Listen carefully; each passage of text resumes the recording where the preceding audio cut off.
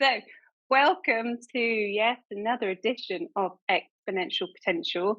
And as you guys know, we're here every week and we examine, all the different tactics, strategies, approaches to help you to thrive in times of great change. And boy, times changing. And I'm sometimes when I go into an interview, I kind of think, people should listen to the outtakes because I think sometimes those first connections are really special. No matter where you are in life, whether you're recording a podcast or whether you're meeting in a street or in a conference or wherever, there's something really magic about that. And it's always a good marker of a great conversation. And I think, Brad, we're going to have a great conversation. There's a big That's old good. smile there. I'm excited.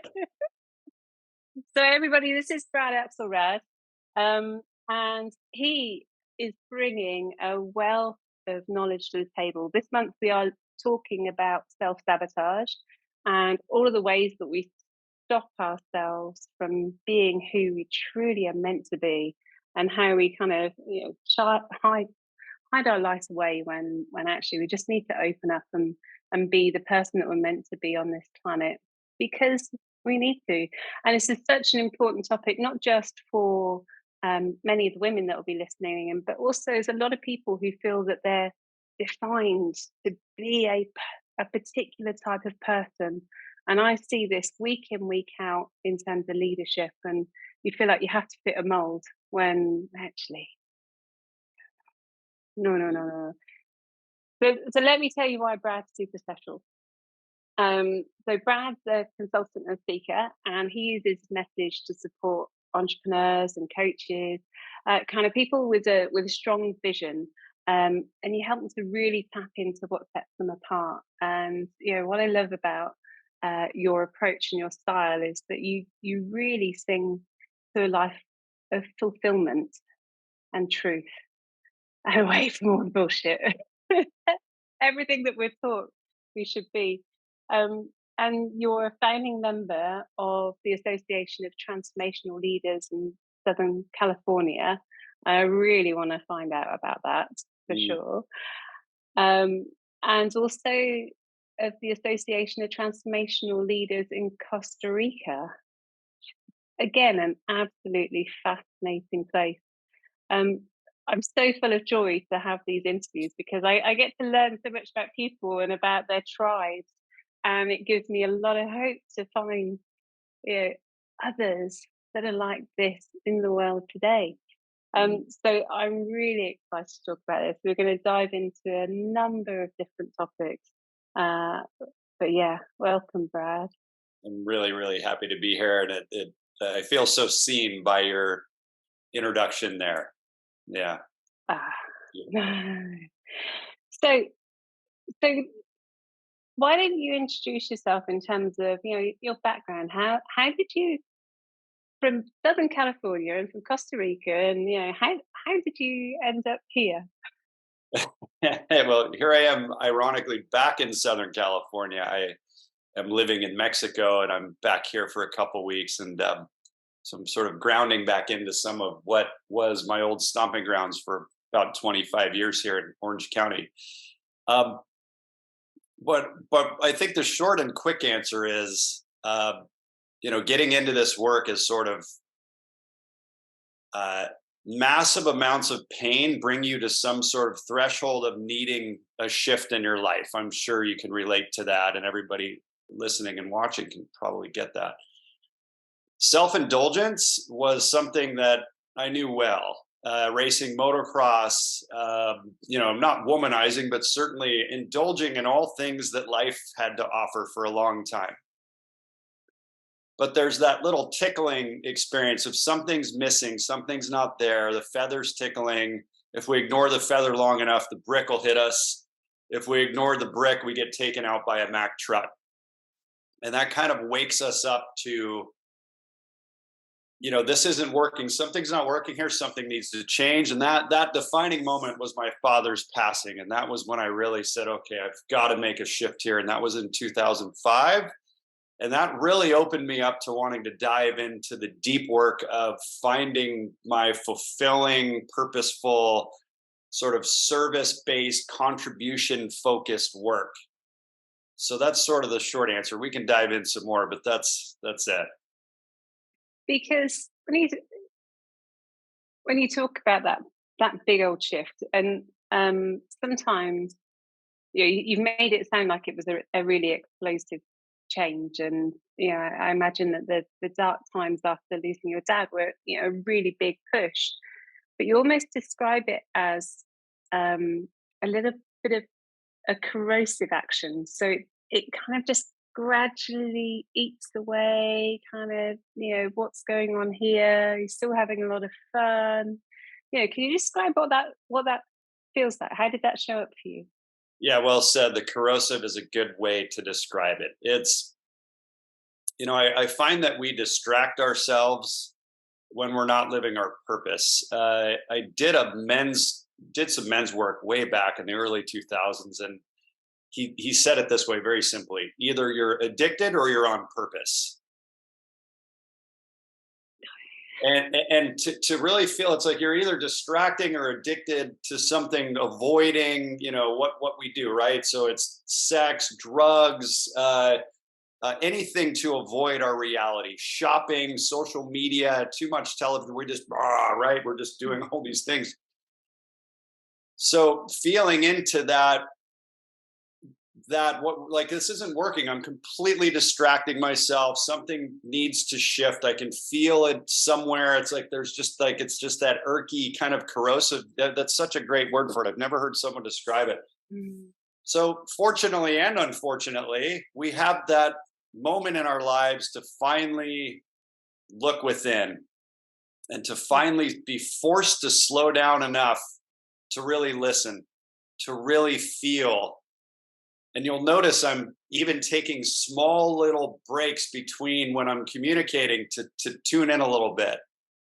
So being clairsentient and an empath, a high empath, like that plagued me for a long time too. So there was both in parallel, both the corrosion happening, but also this gift that was emerging, that was being stuffed down and avoided with distraction and addiction. Yeah. And I love the saying, fear is excitement without the breath. And oftentimes, we're just not breathing. We're not tuning in enough to the present moment to feel it and to speak from that space. So I'm running around ignoring that beauty of the space that's available to all of us, just distracted, addicted. And, and sometimes we have something that happens enough to slow us down to really tune in. Yeah. Um, and just in that short response, you've given so much wisdom, and the way that resonates for me, in my own burnout story, was to the outside world, you're up there. You're hugely successful. You're living the kind of life that loads of people would envy. For me, it was international speaking, kind of earning well, great family, blah, blah, blah, blah, blah. But it was feeling more and more like a sugar rush. And so Mm, you'd have it and then it would go. And then you'd have it and then it'd go. And it said. wasn't really filling a need. It was, and each time you'd push it further, but the hit was smaller. Just like, ah. But again, kind of in a way, um, I'm so I'm so grateful that you brought us to that to begin with, because for a lot of people, they will see self-sabotage as addiction to drugs or alcohol, or behaviors that get in the way, perhaps even people pleasing. That was the conversation I had with my co-host. Actually, we can sabotage our true path by being addicted to work or to the wrong work, or being busy and are busy, or being kind of this outward success model that's actually more of a float, more of a disguise than you realize. Mm. Well said. I'm feeling into that as you're sharing it. Like, yep, just checking all those things off along the path of self-discovery and awakening. Um, sometimes we need, well, unfortunately, most people need that defining moment to really be the genesis for them to open up to something deeper. I want to believe that we don't need that, but I've found that most need God to God, universe, source to shove them into their purpose. Uh, yeah, the trauma becomes such a beautiful, beautiful opportunity. But I will say this: I was asking for a long time. I didn't know I was asking. Right? I was like, man, please, something needs to shift. I'm ready.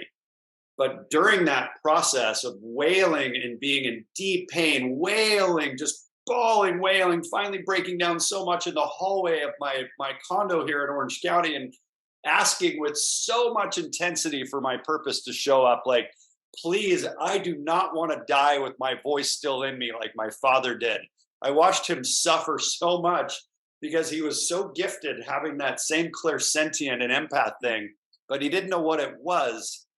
And to be able to finally say, I'm ready to step into whatever this is, like I know if you're watching this, there you may have that feeling of desire to shift into something bigger, but there's fears that tend to get in the way, and we can talk about those. I've found Mm. working with thousands of people throughout the years that there's kind of fears that get in the way.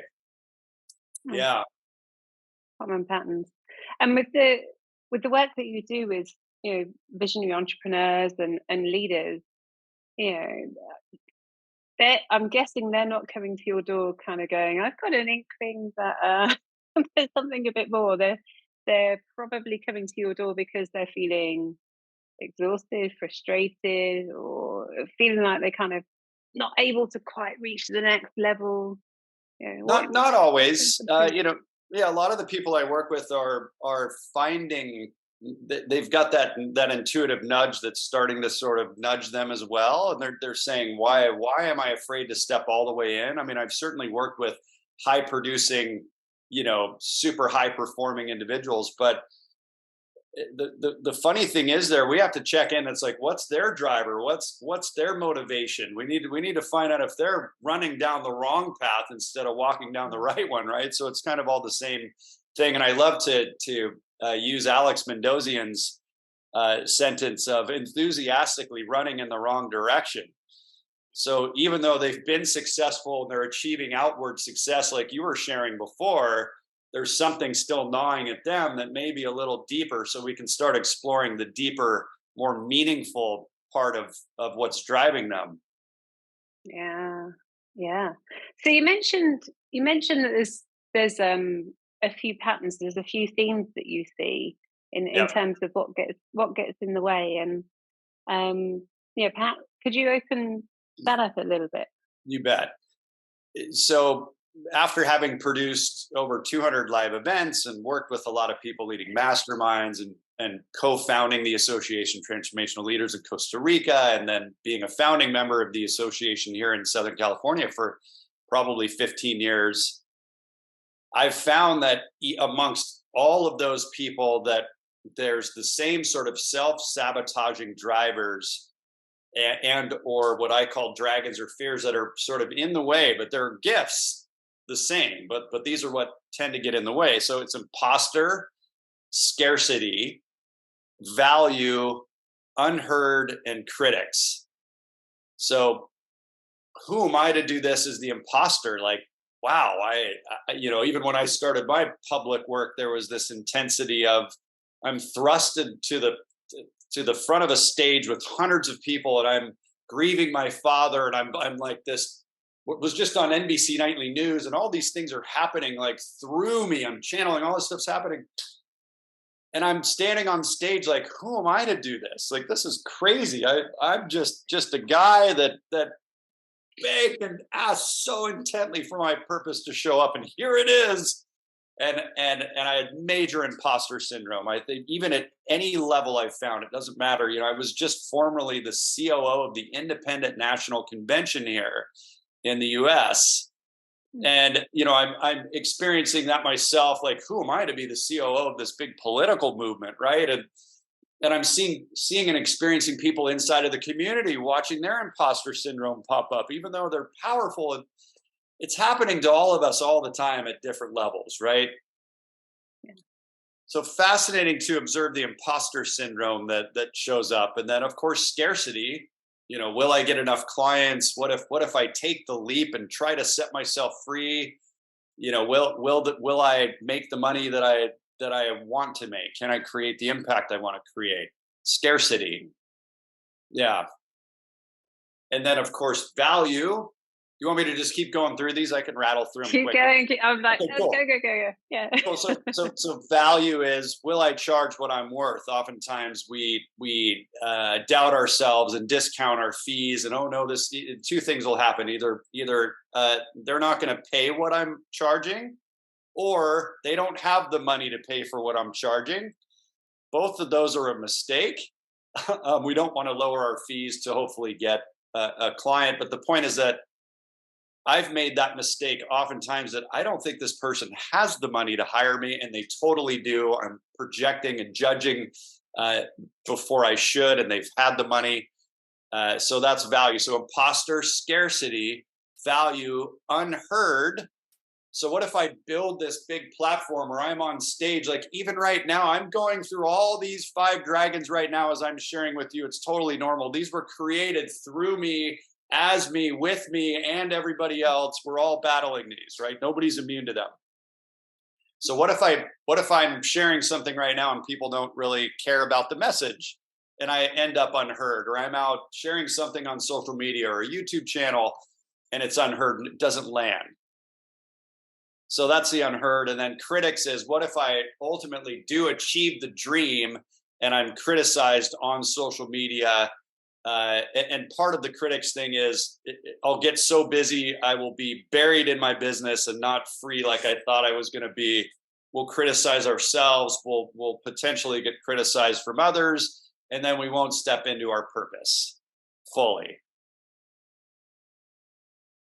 I can see so many of those elements in people that I work with, people that I work alongside with, in the mirror, in my family, and so on. I want to perhaps explore one that you maybe don't get asked so much about, and that's the unheard. Particularly where you've opened up in terms of clairsentient and really exploring, leaning into kind of the universe or spirituality or guidance. For a lot of people, bringing spirituality to the table is it can sometimes be a barrier or a fear. It's like, well, because it is so close to you, once you lean into those beliefs, you feel that you want to hold it, like it's a really fragile gift. You don't want it to be shattered or mocked or undermined, or kind of how's that played for you, and also how's it been received? Is it something that you bring through quite strongly in your work?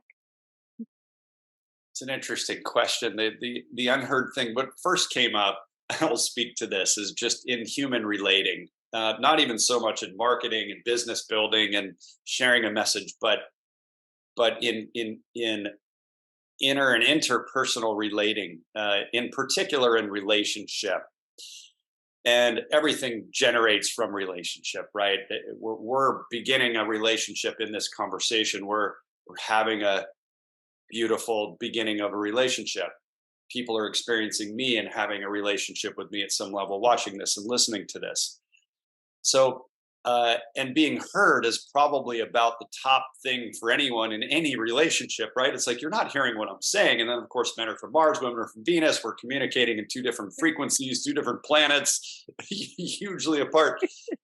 So, starting in any relationship, but in particular, our love relationships or close relationships, and then we'll talk about the business thing next. But the ability to really feel heard and to be able to witness and experience someone being with us in a way that they're communicating in a way to feel heard will alleviate so much of any of the self-sabotage we have, or any of the discomfort we have, or doubts or fears.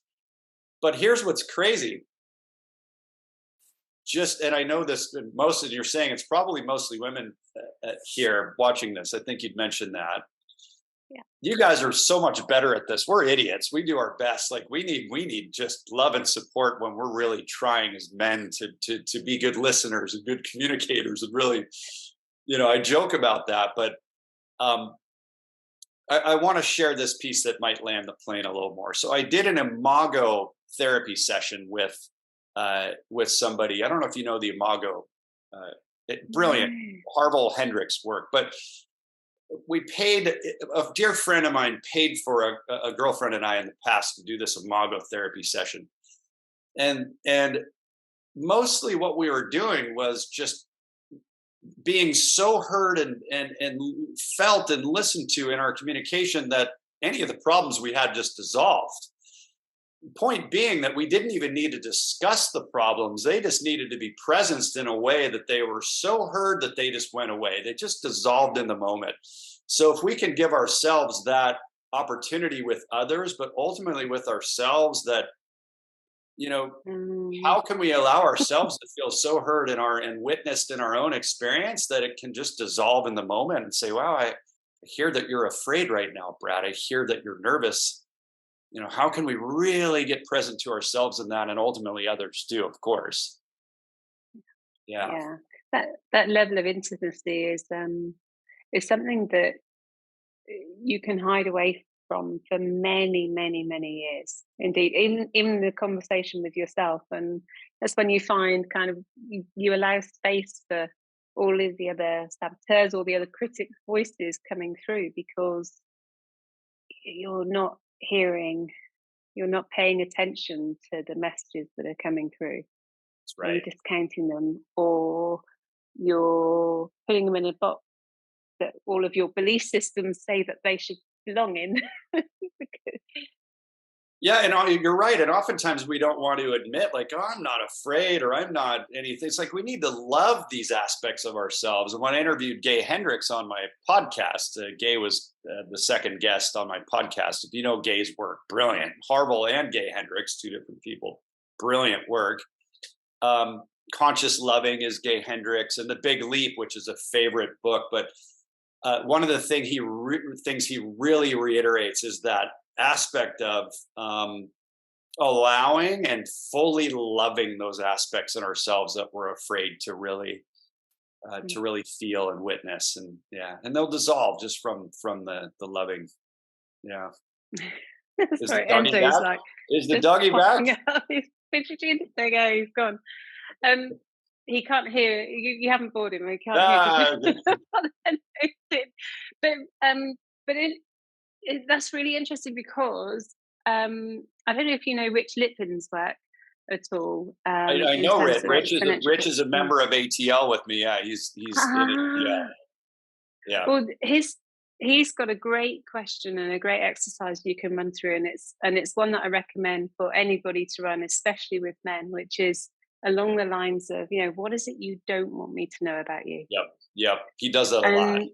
If you can hold someone in that safe enough space that they are prepared for you to be witness to them being witness to their own story, you can all of a sudden just dissolve fear by being there, by being present, by being in that trusting relationship and creating space for someone to trust themselves. Yeah. He shares some really beautiful, what I don't want you to know about me shares, I think, in his group. I forget if it's in his Facebook group, maybe on his profile too, but yeah, Rich is great. Smart guy. Wow. Super high introvert. Like, he's such an introvert. You never know it. Brilliant.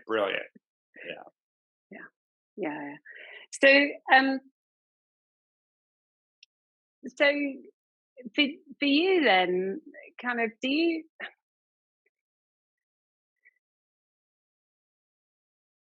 this is where I explain, I don't know if you can hear or not, but my son is on Fortnite in the background. Cannot. And so he is screaming away Nice. upstairs Nice. between the puppy and my son. This is kind of just the life of podcast mom and leader. So sorry, he's a little bit distracting at the moment. And I wonder what kind of world that he'll grow up in, really, and Right. how they get shaped into this. And and I'm just thinking about all of those examples that you give, and I can see as a Gen Xer, as like, yeah, imposter, yeah, see it everywhere around. I can definitely see the critic side, and then you go back to your parents, then you go back to your grandparents, and how that all shines through in the schooling system. And then you've got these kids coming through at the moment who are living their life in a completely different paradigm than we are. I just watched an hour worth of Minecraft videos with people screaming at the screen like they are right now, but kind of just making connections and building relationships right the way across the world, kind of beyond any of the normings that we've been through. And I see a fragility because they're not, my son, not really given the space to explore who he is, by joining a tribe. Kind of, Right. you get all these different shapes that you have to be, as opposed to growing to be who you truly are. So um so his distraction is making me think, how do we prepare people around us to you know to gently face their dragons, whatever their dragons become. How do you pull some of those principles that you're described, that transcend time and transcend gender, transcend culture? How do you distill them for other people to to say, look, I see you. I can see that this is tripping you up in a way that is loving and gentle. Yeah. Yeah. Right.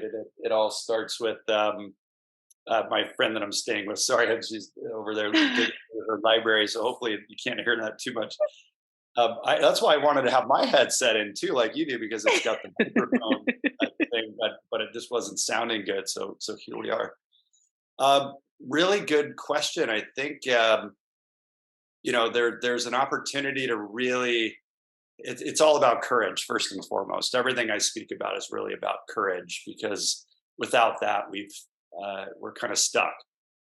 But I want to speak to the new generation first. Like, that's such a fascinating thing to see and witness, these kids coming through in such a different um, awareness. They're just so aware. They're like out of the womb, like aware and communicating from all these different places. They're really tuned in and very different. They're not Gen X like you or me. Assuming you're Gen X, I'm Yeah. Gen X. Uh, we're like, where's the Play-Doh? Let me go play in the mud. Dude, where's my Barbie? I mean, these kids are coming through and they're like, whoa, where's my iPad? I'm 3 years old. This is amazing. And they're watching The Secret and all these other transformational things since they were a kid, and studying quantum physics and spirituality and all these other layers. And they're like, oh, wow, plant medicine. They're 10 years old. They're like, wow, ayahuasca sounds great. It's just amazing how aware they are. Um, and I have some friends that actually took ayahuasca when they were pregnant. So these kids have actually been exposed to ayahuasca when they were actually in the womb. So, which they do that in tribes. And I don't know if you want to have the plant medicine conversation, but that's another part of awakening and facing your dragon is, and you'd mentioned sort of transcendent energy and pulling in from the ethers. And that's one fascinating way to really be thrusted into and forced into seeing yourself and facing your dragon is plant medicine. Um, but exposure therapy, courage, the courage to find, face, and leverage your fear into your great work is what I like to say.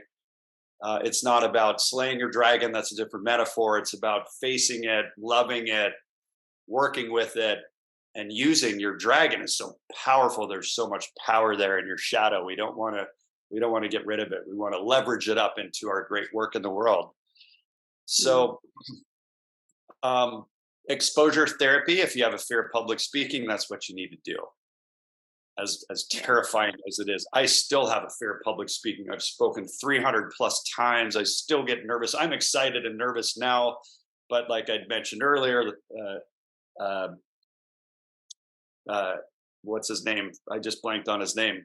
The founder of Gestalt therapy, Fritz Perl.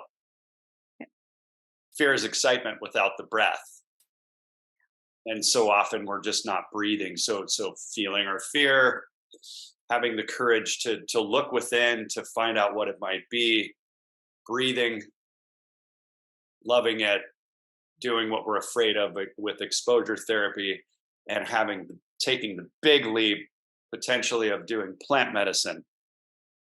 Mm. So those are just some things that come to mind. Yeah. Yeah.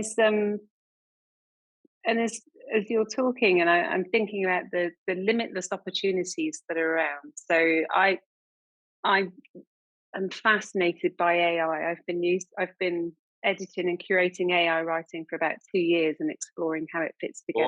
Cool. I'm really, really interested in well, the robots aren't coming to get your jobs because your boss is going to give it to them. That's nobody's having that discussion, but we'll leave that to one side. But I am truly fascinated by how concepts like VR and the metaverse can help not just children, but help us all to start to explore, kind of at the edges and start to play with different concepts and different energies. And, talk about public speaking, and, you can almost set up an environment where people are encouraged to face those challenges. But Interesting. I I want, haven't really thought yeah, about it that way. This is fascinating. oh, well, I wonder if it goes far enough, though. I wonder if, and you might be able to answer this from the work that you've done, but I wonder if you're able to pick up these roles and play with them, whether you are able to hold yourself long enough to feel the pain and to feel the fear and Mm, to go to some of those lower notes in order to truly transform. mm, you know there's a joke that goes around on Instagram, and kind of on Instagram I'm a swimsuit model on Instagram because I got paid to be an influencer on a swimsuit brand. It just terrified the hell out of me. But there's also jokes. I'm a professional footballer because I play FIFA, and so kind of with technology, we're able to just try this out. I've got a side hustle that makes me good enough to take on Lord Sugar, or it's just, I can be who I want to be, which is so cool and so empowering. But I wonder if it keeps us here instead of really forcing us to connect into our soul's journey, that the pain that you felt, mm. kind of that really drove you forward. I just want to make sure I'm clear. So the question you said that keeps us here versus deeper are you saying here is Mm. technology? Is that the here? Here's technology, and also kind of where personality and identity is so fluid now, that kind of especially younger generations are so accepting of whoever you can be. You kind of don't go through examining your beliefs or your limitations necessarily, because there will be a tribe that loves and accepts you. But there's something in the grit, there's something in Mm. the challenge, there's something in the questioning um that I just wonder whether the transformation can come at this level, or if you have to go beyond the technology Mm. and play some of those darker notes in order to really be able to transform. I think That's the heavy. the short answer is you absolutely need to go deeper. I think it's yeah, we've got to really feel the heal and processes to get us to that. That's where plant medicine just pierces through your ego or your personality. So I'm hearing a couple different, there's gender fluidity and that personality acceptance thing you mentioned, which is interesting. There's sort of two parallel things, and then there's the ego, the personality, the identity. It's really fascinating. I for me, and maybe not everybody has to go through this level of intensity or pain or trauma to get to the point where they can get access to the deeper wounds or the deeper grooves. But I haven't experienced that personally. I've found that I need to, excuse me, be in an environment. For example, the Hoffman Institute is one. I've produced over 200 live events, spoken well over 300, but attended probably 150 seminars, workshops, conferences, plant medicine ceremonies. And the ones that really ferret out and get to the deep core stuff were always the most challenging, and they take a lot of work. You think you're getting there, and then all of a sudden you're pushed up against the really deep core stuff, and it's a couple layers underneath that even still before you get to the really core sort of stuff. So I don't know that VR could get you there, and maybe it could. Who knows? I'll give them a few more years. We'll work it out. Yeah. I mean, I But think if they created a workshop that was, I think it all starts with mommy and daddy. As much as we want to blame ex-boyfriend, ex-husband, ex-girlfriend, whatever it is, former business partner, coworker, person driving on the street, it's always mommy, daddy. So how can we get to the core of where that imprinting happened, consciously or unconsciously, as a child? And that's really what the Hoffman process is all about. Yeah, that So family constellation work, I think, is really the deepest. Like you were saying, grandma, mama, grandma. Yeah, yeah. that's where it's Well, at. yeah, and kind of in so many ways, it, when you, I can talk from my own experience, but kind of through my own pain, I started to explore the identity of my parents and their blocks, and my grandparents and their blocks, and how all of that had layered into my world, that I was a high achiever who nearly worked myself to death.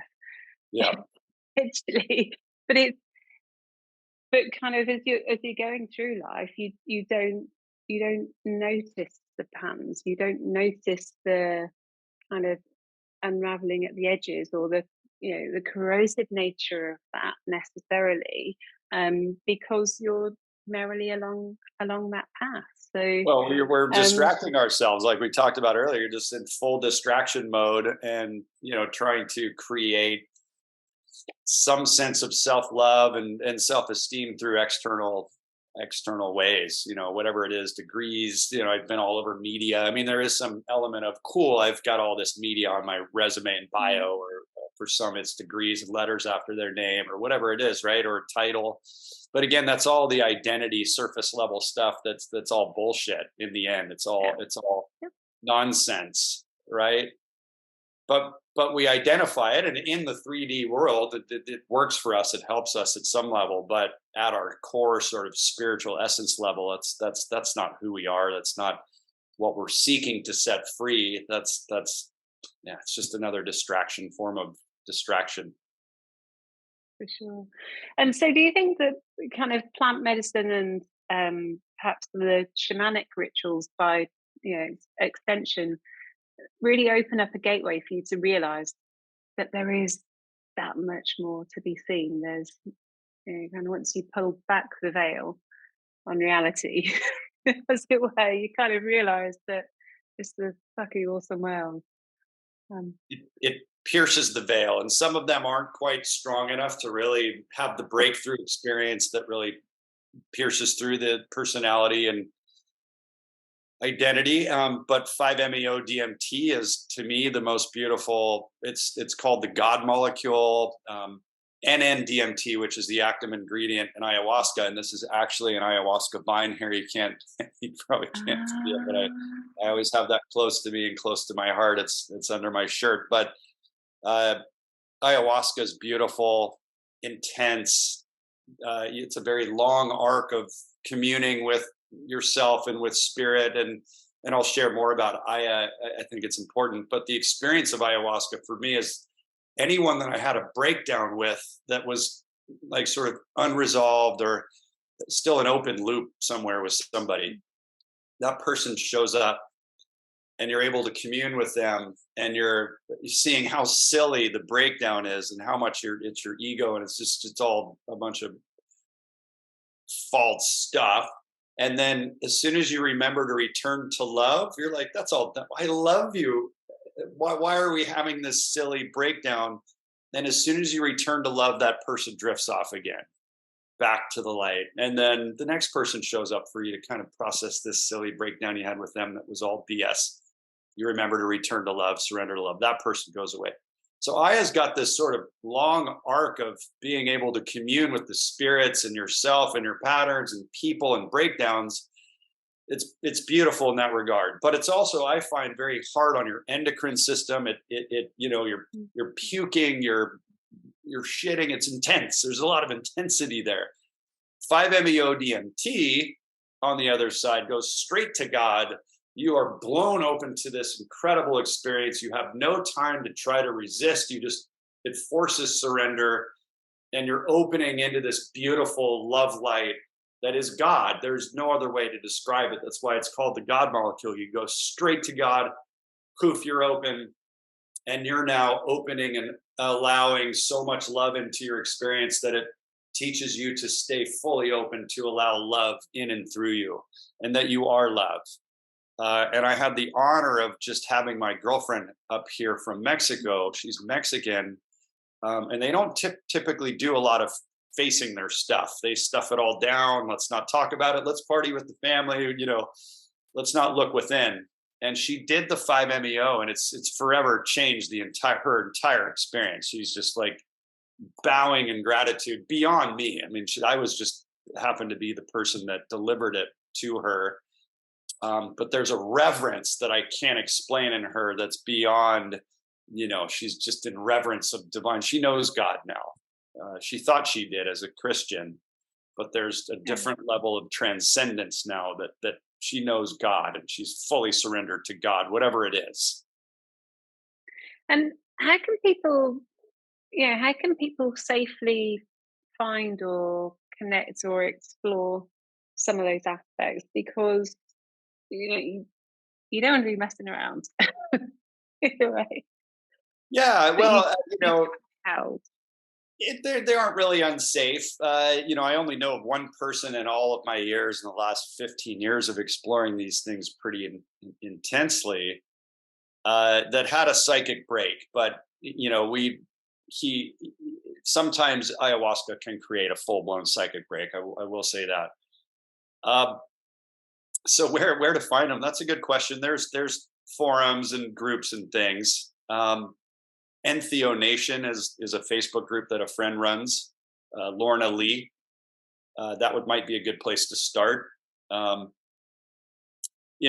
like anything, you have to have the courage. There comes a moment where you just say, okay, and I swear a lot. I'm trying not to, but I'm going to swear again. And you say, fuck it. Here we go. Yeah. I'm in. I could die from this. And I mean, of all the hundreds of drugs I've done along the way, and the motorcycles, like we talked about, the racing motocross, there comes a moment where you just keep the gas on to jump the big thing, or to take the pill, or to inhale the DMT. Of course you want to get yourself in a situation that feels safe and do your research. But also you just have the courage to just jump. You got to jump. And so few people in my experience have that courage, but we find the ones that do and will. That's our tribe. Fascinating area, and kind of for many people that might be too high a diving board to jump off, but at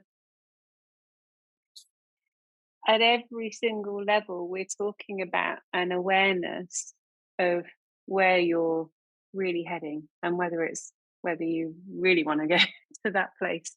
And don't be fooled by everything that's around you necessarily. Just having the awareness, and then having the courage to ask the questions, having the courage to be in a relationship where you open up to explore for yourself, and open up the space for those around you to explore and feel safe and be seen in order to do that. And that can be an uncomfortable conversation. Kind of sometimes, uh, even for some people, looking themselves in the eye in the mirror is a deeply uncomfortable act. Mm-hmm. So, you know, taking that next step forward, further, further, further, diving board up to the next level, diving board up to the next level. Yeah, I think Yeah, there's a common theme throughout. it can be. When you learn to snow ski, you typically start on the green and go to blue and go to black diamond. Like that's the progression. Um, but with this is the inner landscape, right? That's a little more outward. Like Mm. you're gonna break a leg if you go on a black thing. Here you're not gonna die. You're just gonna have ego death, which is obviously exponentially more confronting and more scary. However, you don't need to stair step with these psychedelics per se. Sure, start with a little marijuana. Most people probably won't like it. Ooh, that's really weird. Then maybe some mushrooms, which a lot of these things are starting to become decriminalized here in the US. They're not legal, but they're decriminalized in Oakland and Denver and some of these psychedelics. And I think it was it Ontario, Canada, somewhere in Canada, they completely decriminalized all drugs, which was fascinating. They're just going for it. Um, but the point is, this is sort of the emergence of what's happening in consciousness. Psychedelics. There was in Denver a large convention that was 12,000 people attended or something. This psychedelic convention a couple weeks ago in Denver. It's starting to become very mainstream, and the benefits of PTSD and depression and just overall well-being and suicidal ideation. A lot of these things are going away because people are facing their dragon and they're using this medicine as tools to release biochemicals, but also and more important, the healing aspects of these medicines. I used to joke and say they're not medicine, they're drugs. Well, depends on the context. Mm. Psychedelic assisted therapy is incredible. MDMA assisted psychotherapy, incredible. So it's kind of the future, right? AI, VR, Yeah, psychedelics. That's where absolutely. we're headed. Yeah. And when you talk about the context aspect of it, um, some of the ritualistic elements come from civilizations, from tribes that have, that accept and know their ancient wisdom. They Right. connected. They haven't lost their way through science and rejected all of that because it's, you can't see it, you can't write it down. Right. And Right. I think we're just starting a journey to come back to that. Yeah. And definitely AI. It's definitely one of the areas that I'm fascinated in terms of AI, because essentially things like ChatGPT, they're a window to a global intelligence. When you look at, they're a large language model that's taught by everything that's on the web. Well, how do you make sure that everything that we know as a planet is on there, not just the Mm, Harvard articles? How do you have the sea shanties from old Cornish villages? How do you interesting. have the plant medicine rituals from deep in the Amazon? How do you capture some of the non-physical cultural artifacts that are there, Brilliant. for us, Brilliant. that we all expand together, not just based on some bright graduate, but genuinely based on everything that we know together, the journeys that we've been on. Where would we go then? Wow. That just brought up so many different things, or all these things firing off as you're saying that. So I wonder if there is. I was about to open Chat GPT and go type in, can you tell me the difference between, plant medicine ceremonies in different tribes around the world? Out of curiosity to see if somebody's done the, forensic research in these tribes and it's on the web. It probably is. I would bet that it is, but that's fascinating to be able to use it that way to bridge the gap there. Yeah. And kind of part of the reason why I have been on this journey for the last couple of years is there've been different chatbots, and you hear all the stories about people having really quite horrible conversations with Siri. It's just like, oh, you're dehumanizing. And I think kind of, even though it's a a different form of, or a different species, or kind of, if it's just a robot. I think when you start applying that to another being, another, even a chair, you dehumanize yourself. It's got nothing to do. It's like how we express ourselves.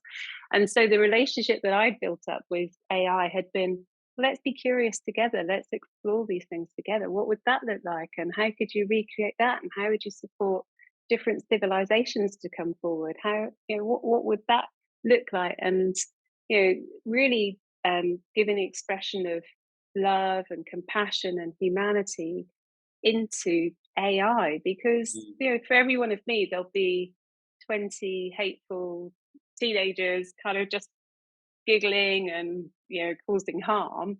Well, why not explore that? I've started a dictionary of happiness and words to do with happiness from so many different languages and so many different cultures, old and new, and what they mean. And when you start to explore that and combine all of our different cultures, you realize how united we are. Mm. Yeah, how much we really have in common. It's really fascinating. Every time I travel, I it reminded of that exactly. Like, oh, wow, they're just people here. There's suburbs, there's supermarkets, there's cities, there's rural. It's just we're all the same, wanting the same thing, wanting love and community and connection and safety and play, and it's just it's all the same everywhere. It's amazing, truly, how you go to certain areas where they're uh, the poorest and the happiest same. I think we need so many things and to be happy, and certainly in the Western world we've grown accustomed to that bringing happiness. But boy, it's yeah, you're right. Yeah. So where does how does technology bring all this together is really the question you're asking. How do we bridge that? It's interesting. Yeah, yeah. Anyway, and this we'll spin into a whole conversation about It's longevity fascinating. next. Yeah, I mean, AI is all the rage right now, so you're on point with it. Well, but it's, yeah.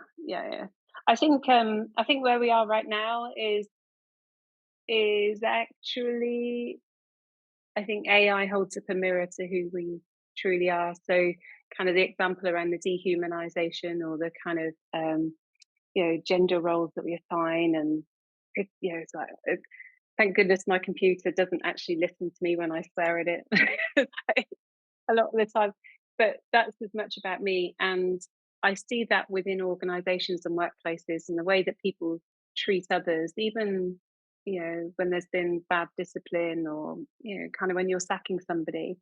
I've always treated somebody with dignity, because the way that you treat someone isn't anything to do with them necessarily. It's how you show up, and how your community sees you, and the decisions that you make, and the trust that you have.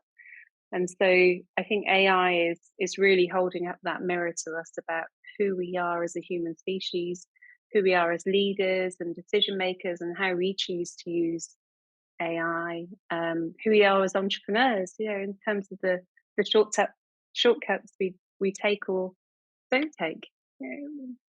It's a huge explosion in terms of productivity and creativity, and there's a lot that we can learn in this if we pay enough attention. Well, I'm sure you've seen the movie Ex Machina, right? Did you ever watch that Yeah, one? I need to watch that again. It's been a minute. It's fascinating. yeah, yeah, and her. But anyway, so the future is bonkers. I don't even know how we close this conversation or close the loop on the conversation. I think we're in such fluid times and they're really exciting times, and you look for these aspects, but be present enough and aware enough, and don't let your ego get sucked into it too much, so that you can observe and Mm, learn and be curious and playful and courageous. mm, And yeah, everything else. yes.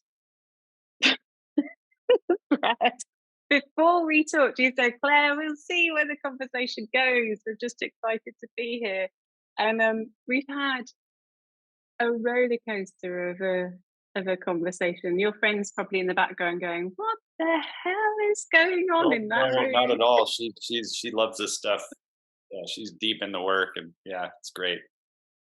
So how can people, how can people find out more about you? I did a ton of research before our conversation, and you've got a lot of material that's out there. And so, in terms of the dragons, go go deep there. But how else can they explore your work? I'm honored. I feel seen again and heard because you checked it out, which is such high drivers for us as humans. Uh, FaceYourDragon.com is probably the sort of base camp for all of us. And the podcast is on there.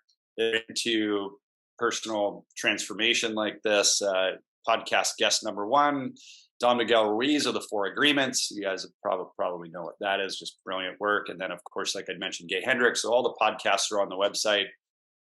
Ariel Ford, JP Sears, lots of really cool people that I've interviewed. They're all friends, and I love them and their messages very much. So FaceYourDragon.com. And then, of course, LinkedIn or Facebook, you can find me. Just search my name. You'll find me. It's a pretty unique name. And I have yet to find another person with that. Although someone does have my Gmail, which was interesting. Yeah, so just FaceYourDragon.com. And then on the website, you'll see there's a quiz to take. It's just couragequiz.com, but you can see the quiz link on FaceYourDragon.com.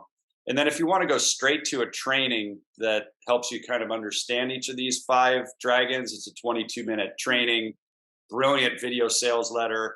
And that's just at courageandclients.com.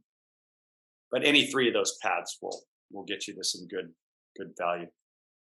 And we'll have all of those links in the show notes, of course, as well. Awesome. But thank you so much for showing up and being prepared to see where the conversation has gone. And I think both of our search histories are going to be a little bit different after this call, for sure. So listeners, I hope that you've got a lot from the conversation today. We started off with a topic around sabotage, and there've been some really strong themes throughout, and also really started to explore reality in many different forms. And when you're prepared to be there, you can do whatever you like from there on in.